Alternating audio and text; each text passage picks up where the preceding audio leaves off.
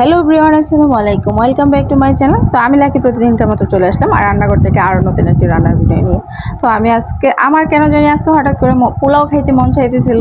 তো এরকম অদ্ভুত চাহিদা আমার মাঝে মাঝেই জাগে, জানি না, আমি পোলাও তেমন বেশি পছন্দ করি না। তো আজকে আমার খুব মন চাইতেছিল ভর্তা পোলাও এগুলো খাবো। তো আমি এখানে শুটকি মাছ নিয়ে নিয়েছি, শুটকি ভর্তা করব এখন কুমড়া পাতা দিয়ে। তো আমি গাছ থেকে কুমড়া পাতা দুইটা ছিঁড়ে নিলাম এবং পেঁয়াজ রসুন এগুলো ভালোভাবে কাঁচামরিচ এগুলো ভালোভাবে ভেজে নিলাম শুকনা কড়াইয়ে, কোনো রকম তেল ছাড়াই। আর তারপর কুমড়া পাতা আর শুটকিগুলো ভেজে নিলাম ভালোভাবে। এখন আমি এটা পাটায় বেটে নিব। তো সামান্য পরিমাণে লবণ দিয়ে ভালোভাবে শুটকিটাকে আগে ভালো বেজে নিয়েছি যেন কোনো কাঁটা না থাকে। তারপর আমি পেঁয়াজ রসুন এবং কাঁচামরিচ এগুলা বেটে নিচ্ছি। তো শুটকির ক্ষেত্রে একটু রসুনটা বেশি খেলে আমার কাছে দিলে মনে হয় ভালো লাগে আর কি, সুন্দর একটা ফ্লেভার আসে। তারপর আমি বসিয়ে দিলাম মাংসের জন্য, মুরগির মাংসের জন্য একটা কড়াইয়ে তেল গরম করে নিলাম ভালোভাবে। তারপর দিয়ে দিলাম গরম মশলাগুলো দিয়ে পেঁয়াজ দিয়ে ভালোভাবে নেড়ে ছেড়ে নিলাম পেঁয়াজটা একটু। তারপর দিয়ে দিলাম আদা রসুন বাটা এবং জিরা বাটা, টমেটো বাটা, গুঁড়া মরিচ, হলুদ মরিচ, ধনিয়ার গুঁড়া এবং গরম মশলার গুঁড়া দিয়ে একটু পরিমাণ মতো পানি দিয়ে ভালোভাবে মশলাটা কষিয়ে নিলাম। তারপর দিয়ে দিলাম কেটে রাখা মাংসগুলো আগেই ধুয়ে রেখেছি। তারপরে ভালোভাবে একটু কষিয়ে নিয়েছি মাংসের সাথে মশলাটা। তো দেখতেই পারতেছেন আমি পরিমাণ মতো একটু পানিও দিয়ে দিয়েছি যাতে পড়ে না যায়। তো আমার কষানো হয়ে গেছে। তারপর দিয়ে দিলাম আলু। তো আলু মাংসতে দিলে আসলে ভালো লাগে, আমার না, আমার বাচ্চারা অনেক পছন্দ করে আলু।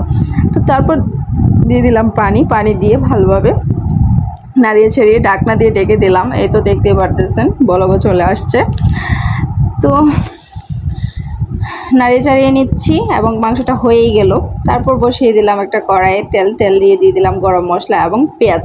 তো দিয়ে দিলাম তেজপাতা, লং, দারচিনি, এলাচ দিয়ে তারপর দিয়ে দিলাম হালকা পরিমাণে আদা রসুন এবং হালকা একটু জিরা বাটা, পরিমাণে কমই দিয়েছি।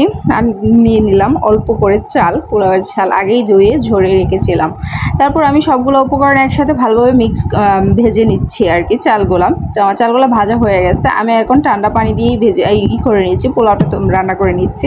আমি বেশিরভাগ পোলাও, বোনা খিচুড়ি, তেহারি, বিরিয়ানি এগুলো আমি সবসময় ঠান্ডা পানি দিয়েই করি। অনেকেই বলে ঠান্ডা পানি দিয়ে না করলে নাকি গরম পানি দিয়ে না করলে ঝরঝরা হয় না। আমি জানি না কেন বলে, কিন্তু আমার ক্ষেত্রে সেটা হয় না। আমার ক্ষেত্রে খুব সুন্দরভাবেই ঝরঝরা হয়ে যায়। তো আমি এতটা আবার অভিজ্ঞ না। তো আমি পোলাওয়ের করলাম, পোলাওটার মধ্যে হালকা কাঁচামরিচ দিয়ে ভালোভাবে নাড়িয়ে ছাড়িয়ে ডেকে দিলাম। এই তো দেখতেই পারতেছেন ধমে বসিয়ে দিলাম আর কি। আর অন্যদিকে আরেকটা কড়াইয়ে মাছ ভেজে নিচ্ছি।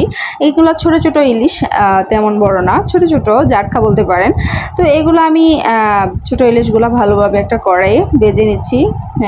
দেখতেই পারতেছেন ভাজা প্রায় হয়ে গেছে, এখন আমি উঠিয়ে নিলাম। আর এইদিকে আমি পোলাওটা দেখে নিচ্ছি কেমন হয়েছে।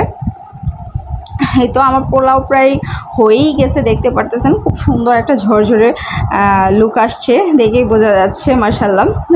তো আজ এই পর্যন্তই, আল্লাহ হাফেজ।